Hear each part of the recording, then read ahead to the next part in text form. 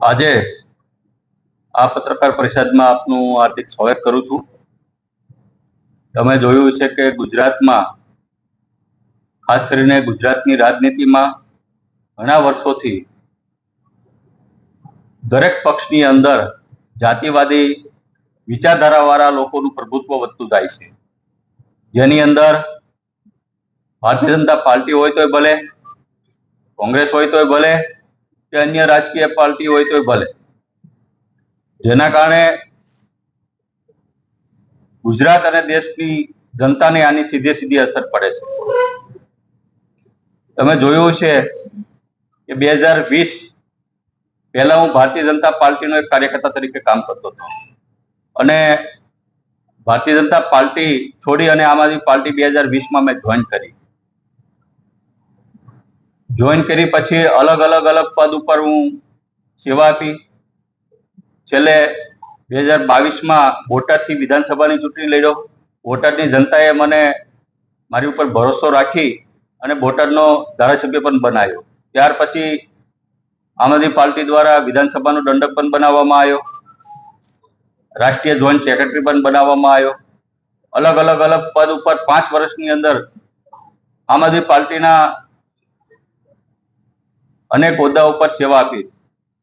પણ ક્યાંક ને ક્યાંક તમે જોયું હશે કે જ્યારે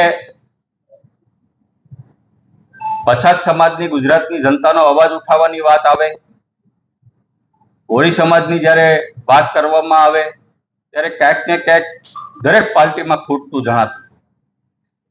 ખાસ કરીને જ્યારે ભાજપમાં હું હતો ત્યારે ભારતીય જનતા પાર્ટી, એમાં પણ તમે જોયું છે કે જ્યારથી ભારતીય જનતા પાર્ટીનો ગુજરાતમાં કે દેશમાં ઉદય થયો ત્યારથી લઈને આજ સુધીમાં ભારતીય જનતા પાર્ટી પછાત સમાજનો કે કોળી સમાજનો એક પણ આજ દિવસ સુધી મુખ્યમંત્રી બનાવવામાં નિષ્ફળ નીવડી છે.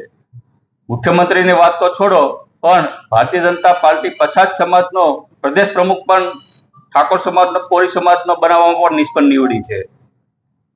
ક્યાંક ને ક્યાંક અંશે કોંગ્રેસ છેલ્લા 25-30 વર્ષથી સત્તાની બહાર છે, પણ તેમ છતાંય આજે પછાત સમાજના લોકોનો અવાજ પણ કોંગ્રેસ બની નથી શકી. એટલે કોંગ્રેસ પણ ક્યાંક ને ક્યાંક આજે પછાત સમાજની જે વાત જ્યારે આવે, કોળી સમાજની જ્યારે વાત આવે, ત્યારે એનો વિપક્ષની તરીકે ભૂમિકા જે ભજવવાની જે ભૂમિકા હોય એ પણ કોંગ્રેસ પણ આ ગુજરાતમાં ક્યાંક ને ક્યાંક અંશે ઊંડી ઉપડી છે. એવી જ રીતના જ્યારે હું જે આશયથી આમ આદમી પાર્ટી મેં સંગઠનમાં જે અલગ હોદ્દાઓ જ્યારે ઉપર સેવા આપી રહ્યો હતો, ત્યારે પણ મને આજે ખુદને એવો અહેસાસ થઈ રહ્યો છે કે આમ આદમી પાર્ટીમાં પણ